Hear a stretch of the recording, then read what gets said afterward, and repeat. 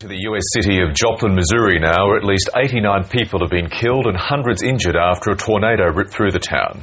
And now rain is hampering rescue efforts there. For more on the situation, we're joined by Joplin City Councillor Trish Rayney. She's on the phone from Joplin. Trish Rayney, good to talk to you during these difficult times. Thanks for that. Thank you for having me. So tell us about this thunderstorm now that's apparently hindering the rescue effort there. What's going on? Yeah, it's been storming since early this morning again. We had a little bit of a lull this afternoon where it was just sprinkling, but we've got another storm going on now. It's definitely not helping the situation.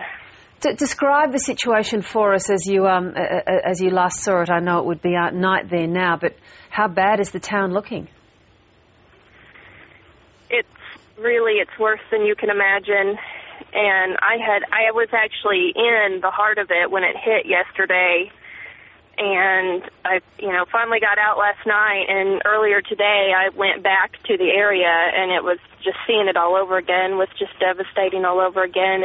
It's worse than you can even imagine.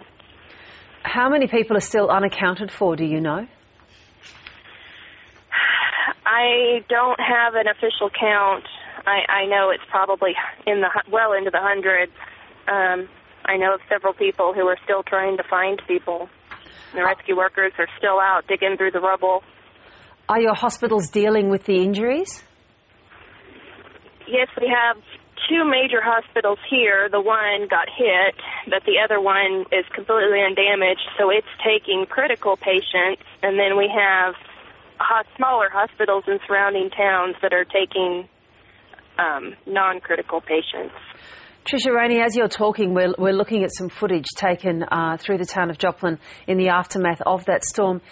It looks like a bomb hit the place. It's almost impossible to believe that was simply done by wind.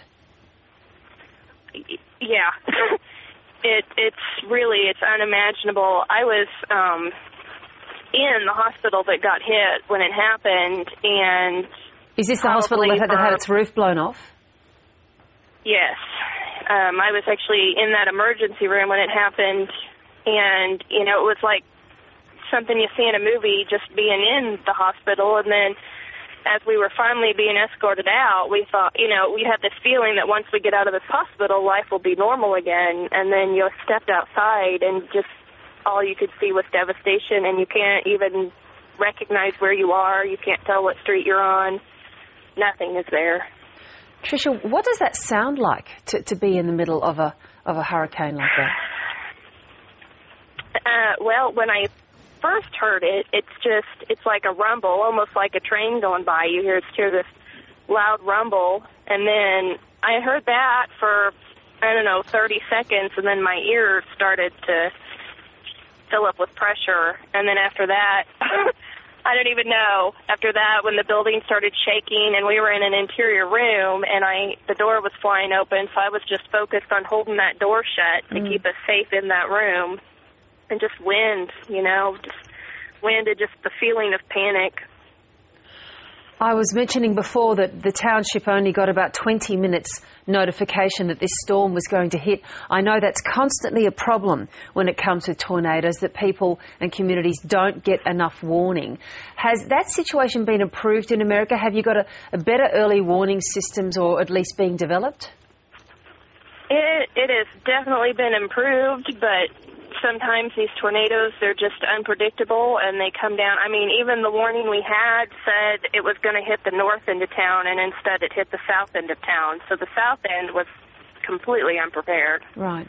And we do get warnings so often, too, that don't pan out to be anything more than maybe a little bit of wind damage, that we're kind of used to ignoring it. So it's a bit of a boy who cried wolf situation. Yeah.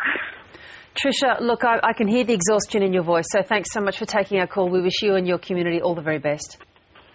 Thank you very much.